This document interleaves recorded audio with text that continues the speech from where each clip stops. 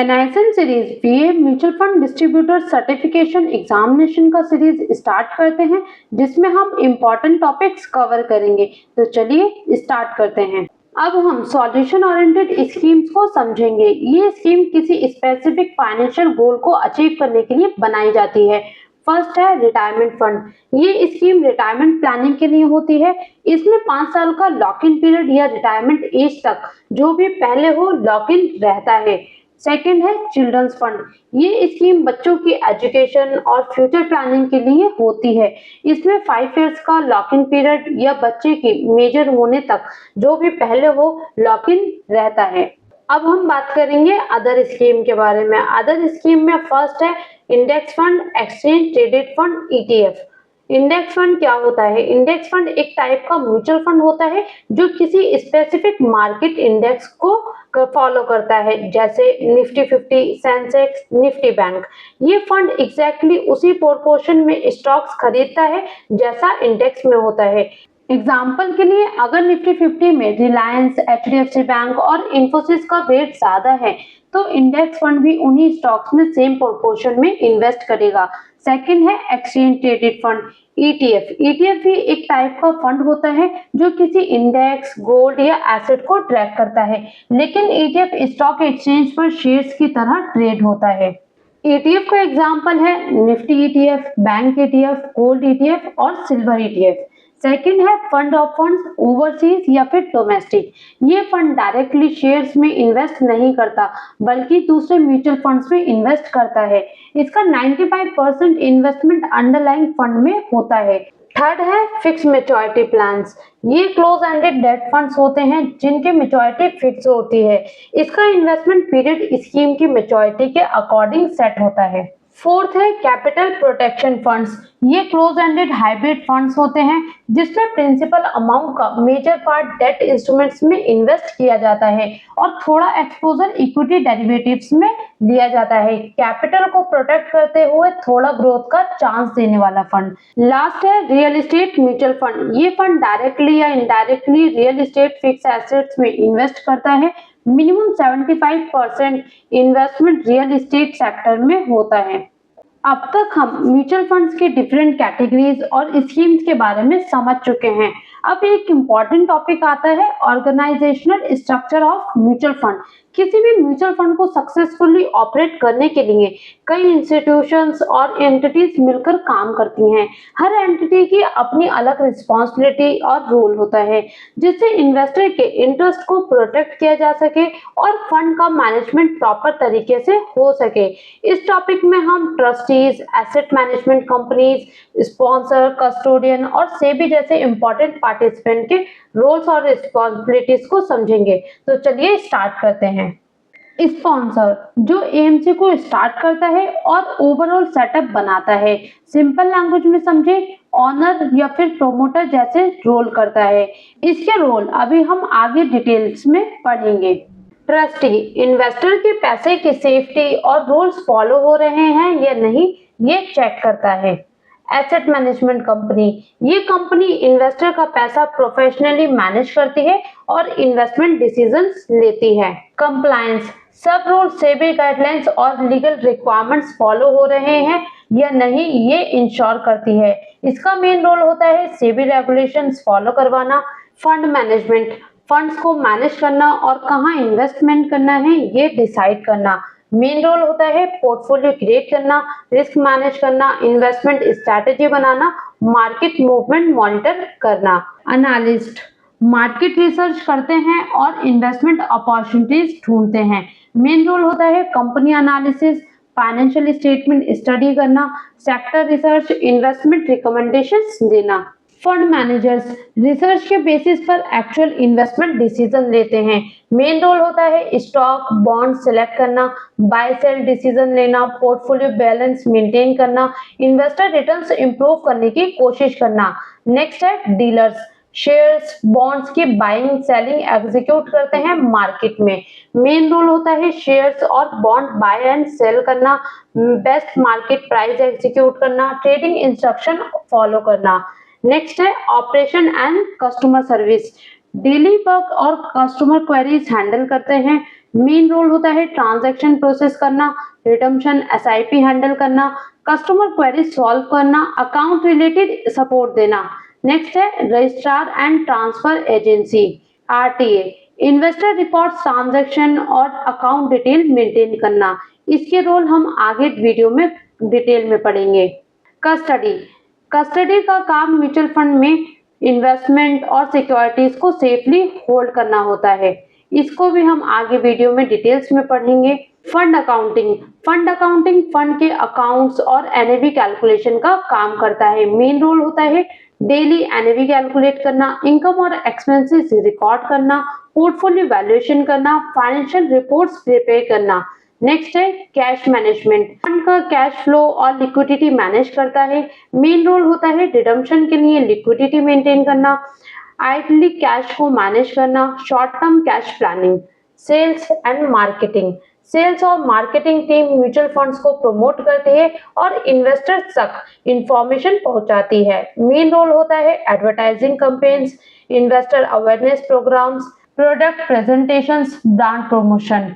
Next है distribution, agent distributors के through product sale करवाता है। मेन रोल होता है डिस्ट्रीब्यूटर्स एआरएन होल्डर्स सपोर्ट करना, इन्वेस्टमेंट प्रोडक्ट सेल करना, इन्वेस्टर ऑनबोर्डिंग हेल्प करना। अदर फंक्शन, सपोर्ट डिपार्टमेंट्स को कंपनी को स्मूथली चलाने में हेल्प करते हैं। मेन रोल होता है coordination support, internal management, administrative assistant. Next है फाइनेंस एंड एडमिनिस्ट्रेशन, कंपनी का फाइनेंस और ऑफिस ऑपरेशन हैंडल करता है। मेन रोल होता है budget management, expense control, office administration, financial reporting. Human resources development, hiring, training और एम्प्लॉयज मैनेजमेंट करता है। मेन रोल होता है रिक्रूटमेंट करना, ट्रेनिंग एंड डेवलपमेंट देना, एम्प्लॉय परफॉर्मेंस मैनेजमेंट, सैलरी और पॉलिसीज हैंडल करना। लास्ट है टेक्नोलॉजी, टेक्नोलॉजी डिपार्टमेंट एएमसी के सॉफ्टवेयर सिस्टम्स और आईटी इंस्ट्रक्शन को मेंटेन करता है। मेन रोल होता है ऑनलाइन ट्रांजैक्शन प्लेटफॉर्म्स मैनेज करना, डेटा सिक्योरिटी मेंटेन करना, सॉफ्टवेयर और सर्वर्स हैंडल करना, टेक्निकल सपोर्ट प्रोवाइड करना। अब हम म्यूचुअल फंड के ऑर्गेनाइजेशनल स्ट्रक्चर में स्पॉन्सर की रोल को समझेंगे। स्पॉन्सर को म्यूचुअल फंड का प्रोमोटर भी कहा जा सकता है। स्पॉन्सर ही म्यूचुअल फंड के रजिस्ट्रेशन के लिए सेबी के पास एप्लीकेशन सबमिट करता है और एएमसी यानी एसेट मैनेजमेंट कंपनी में कैपिटल इन्वेस्ट करता है। स्पॉन्सर बनने के लिए कुछ इंपॉर्टेंट एलिजिबिलिटी कंडीशंस होती हैं। स्पॉन्सर फाइनेंशियल सर्विसेज बिजनेस में कम से कम 5 साल से होना चाहिए, पिछले 5 सालों में कम से कम 3 साल प्रॉफिट में होना चाहिए। स्पॉन्सर को एएमसी की नेटवर्थ का मिनिमम 40% कंट्रीब्यूशन देना होता है। पिछले 5 सालों में स्पॉन्सर की पॉजिटिव नेटवर्थ होनी चाहिए। एनएफओ के टाइम स्पॉन्सर को 50 लाख या कॉर्पस का 1% जो भी कम हो इनिशियल कंट्रीब्यूशन देना होता है। अब हम म्यूचुअल फंड के ऑर्गेनाइजेशनल स्ट्रक्चर में बोर्ड ऑफ ट्रस्टीज की रोल को समझेंगे। ट्रस्टीज का मेन काम होता है ये इंश्योर करना कि म्यूचुअल फंड सेबी के रेगुलेशंस को फॉलो करे और इन्वेस्टर यानी यूनिट होल्डर्स के इंटरेस्ट को प्रोटेक्ट करे। ट्रस्टी की अपॉइंटमेंट से पहले सेबी के अप्रूवल लेना जरूरी होता है। स्पॉन्सर को मिनिमम 4 ट्रस्टीज अपॉइंट करने होते हैं। अगर ट्रस्टी कंपनी अपॉइंट की गई है उसके बोर्ड में कम से कम 4 डायरेक्टर्स होने चाहिए। ट्रस्टी ईमानदार, कैपेबल और किसी भी इकोनॉमिक ऑफेंस या सिक्योरिटी लॉ वायलेशन से फ्री होना चाहिए। एएमसी का कोई डायरेक्टर, ऑफिसर या एम्प्लॉय ट्रस्टी नहीं बन सकता। एक म्यूचुअल फंड का ट्रस्टी किसी दूसरे म्यूचुअल फंड का ट्रस्टी नहीं बन सकता। अब हम ट्रस्टीज के राइट और रिस्पॉन्सिबिलिटीज को समझेंगे। ट्रस्टीज का मेन रोल इन्वेस्टर के इंटरेस्ट को प्रोटेक्ट करना और एएमसी के काम पर नजर रखना होता है। ट्रस्टीज एएमसी के फंक्शनिंग को डिफाइंड और मॉनिटर करते हैं।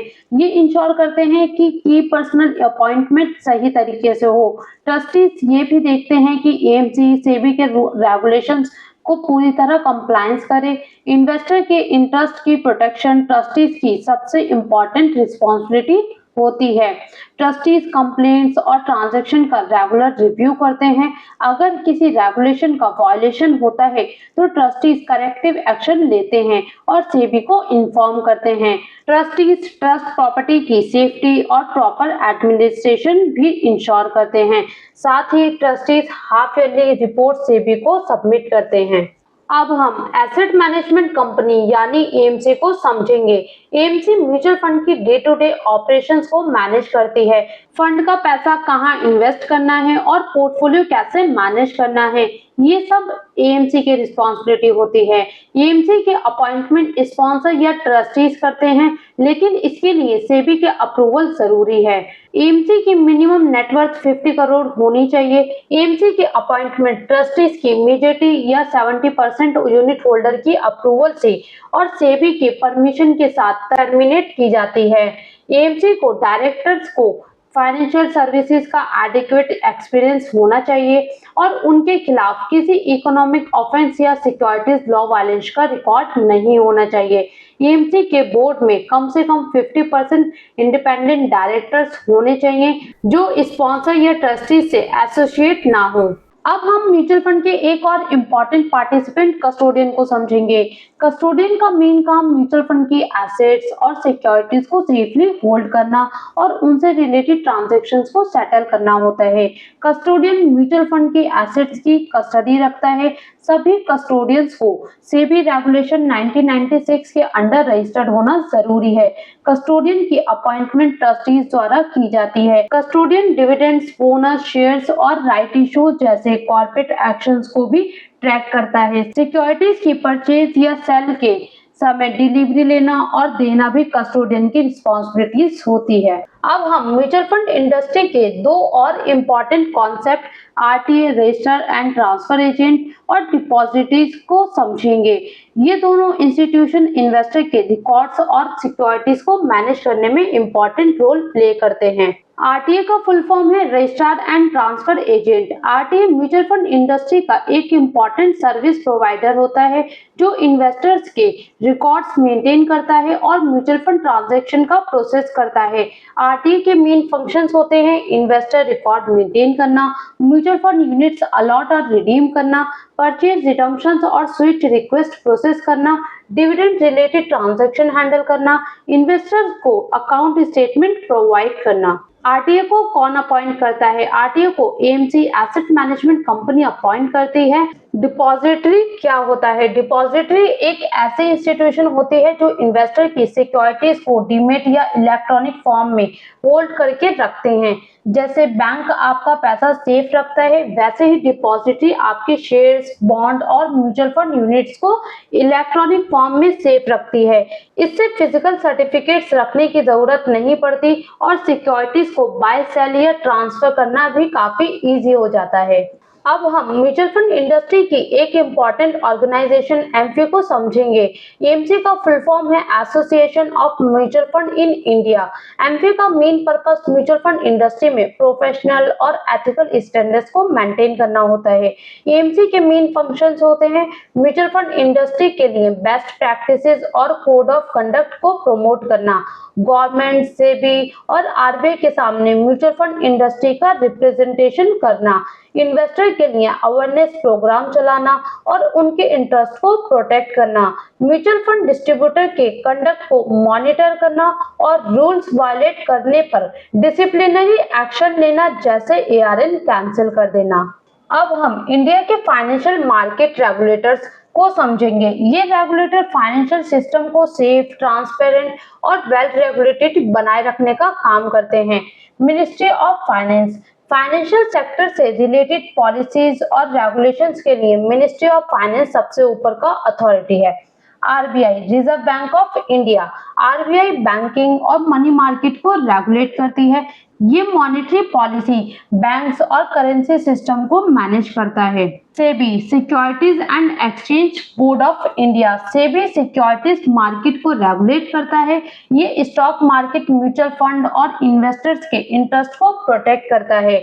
IRDI insurance regulatory and development authority of India.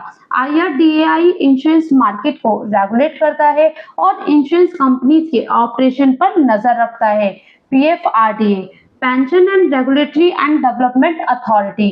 PFRDA pension market को रेगुलेट करता है और पेंशन स्कीम्स को मॉनिटर करता है।